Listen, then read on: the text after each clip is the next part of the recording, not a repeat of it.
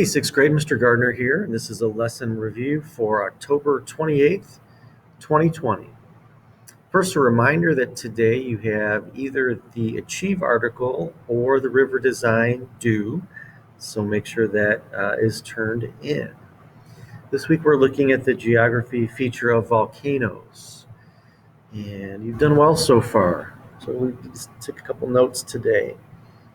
A volcano is an opening in the Earth's crust through which lava, volcanic ash, and gases escape. Now, there are different parts of a volcano.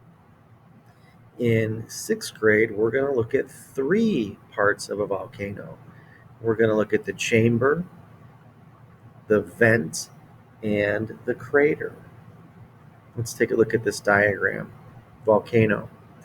The chamber is underground, and that contains the magma. The crater is at the top, and that's where the ash and lava come out of. And then the part in the middle, that's considered to be the vent. So we have the chamber, the vent, and the crater. Now there are other parts of volcanoes, but for sixth grade, this is what we're going to take a look at. Let's watch a quick video.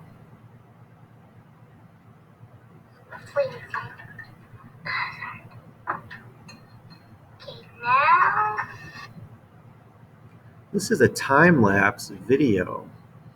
And again, a time-lapse is when something happens over time and the video is modified to show different lapses, hence the name time-lapse. So as you can see, this volcanic explosion in Mexico happened quicker on the video than it did in real life, but the video speeds it up a little bit.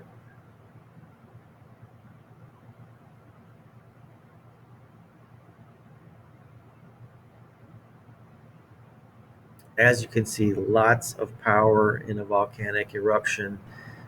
Smoke and ash and gases, lava, debris, all coming forth.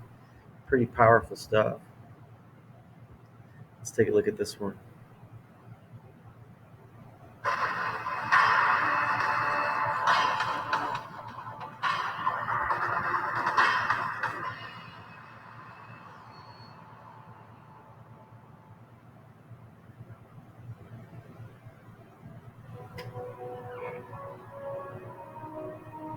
Kilauea is the most active of the 5 volcanoes that make up the island of Hawaii, and is one of the most active volcanoes. So these are our Hawaiian Islands. As it's been continuously erupting since 1983. This one has been, as he said, continuously erupting.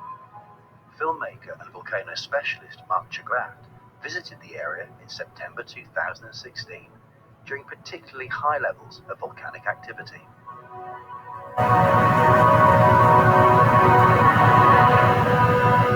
Kilauea is undergoing a period of inflation as the magma reservoir swells. Normally, the lava lake is not visible from the official overlook points, but the level has risen so significantly it can now clearly be seen, and is currently at its highest level since May 2015. It remains to be seen whether this rise will lead to a larger eruption. For the first time in 3 years, the lava flow has traveled the 6.5 miles to the Pacific Ocean, where it cools and hardens. Since 1983, around 500 acres of new land have been added to the island by this solidifying lava. I just wanted you to get a nice look at that one in Hawaii, which is in the United States, as you know. We talked a little bit about today on how volcanoes are formed.